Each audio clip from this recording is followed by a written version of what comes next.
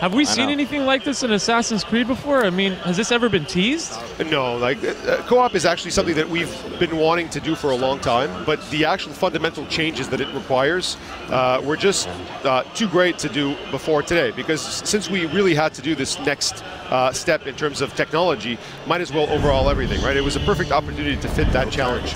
Out of the way. Move. And this entire game takes place in Paris, am I right?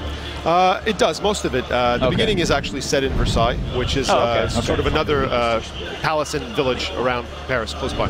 Right, right. But it's not romantic. I mean, it's Paris. I thought you would be. I could show this to my girlfriend and be like, "Yeah, let's go to Paris." She might enjoy it, but she might enjoy it. Yeah, she might be like. This Paris is actually in the midst of turmoil, right? It's a French Revolution, one of the most terrifying periods. The Reign of Terror, right? The Reign of Terror. Reign of Terror. Oh, you can almost smell the terror on all those peasants walking around in the city. The blood. It looks terrible for them.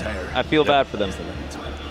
What's the what are the characters like? So is this like just like the typical gang of assassins that are just coming together, or is there one main dude that's just a badass? Yeah, the character is about one assassin. It's about Arnaud Dorian. He is French from his father's side, actually Austrian from his mother's side, and it's a story about Arnaud and about his redemption quest. Right, something happens, a tragedy happens at the beginning of the game. Okay. And he essentially joins the assassins at the beginning, at least, as a means to an end. Right, he joins them because this great mistake has something to do with the Templars, and the assassins are the most effective way to sort of fix that wrong.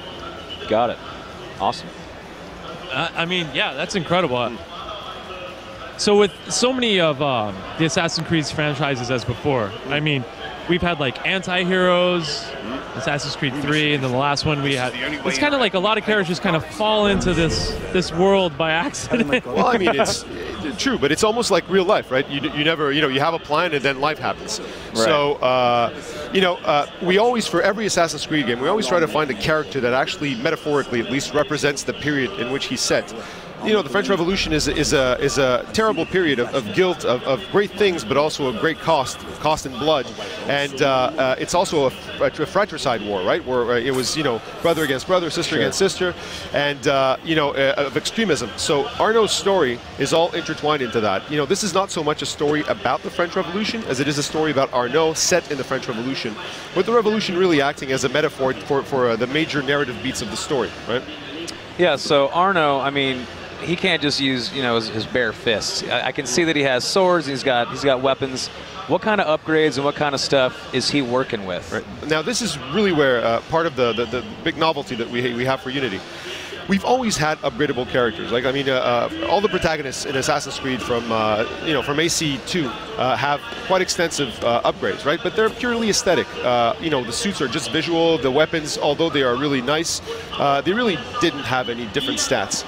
Now this time, because we have the co-op, because we need that complementarity, we really wanted to add this whole level of variety. So again, you can customize Arnaud, but now every element that you choose to put on Arnaud actually has a bearing on gameplay. For example, the hood will make him blend faster in a crowd. That's boots, cool. Yeah, boots might immune him to damage from a higher fall. The weapons have rate of attack, they have damage, they have range.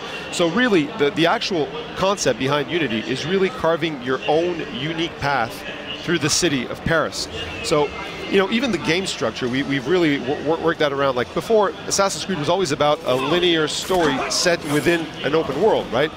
The issue with that is that if your main motivation is actually something like the narrative, that really plays against the open world concept, because you almost feel guilty. The world is exploding, but you have to go and fish for 4 hours. You sort of feel guilty about it. Yeah. So the idea with Unity is that your actual only purpose is your progression from novice to master assassin within that world, right? So everything you actually do within the world gives you something for your progression, whether it's the single player, whether it's Brotherhood missions, which are the co-op missions, whether it's the hundreds of different quests we have. All of that really gives you something, either skill points that you can then use to buy skills, gear elements that will change your gameplay, all that stuff. So whenever he jumped on top of that building, he kind of looked out of the vista of Paris. It's huge. So are you going to be able to just openly explore Paris right away as soon as you get into the game? Or are districts going to open up as you progress in the story? And does gameplay kind of change a little bit or shift as you open up or progress into these different districts?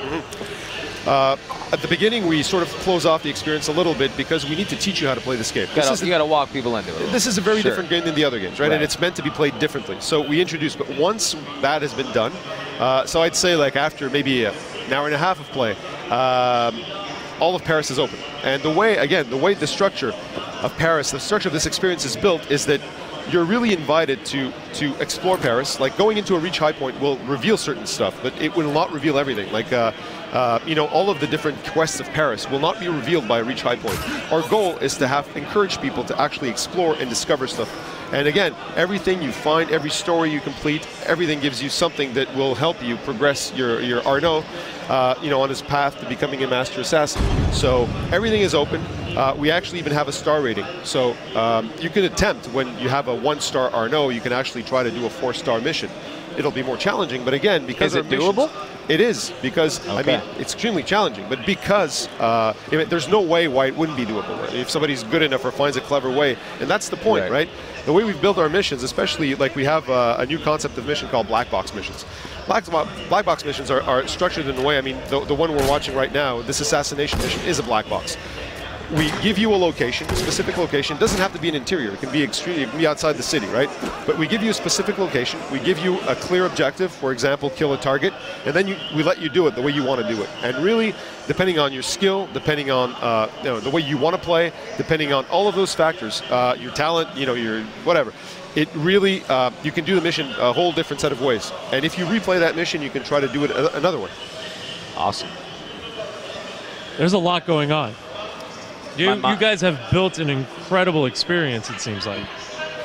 Yeah, you said 4 years you guys have been developing this? 4 years? Yep. Wow. Yep. Wow. Yep. 1 year for each player that can jump in. Yeah, that's just how much it took. Yeah. So, Alex, having you. thanks so much. Thanks, man. And we'll be back here with more live coverage at Gamescom 2014. Peggy 18.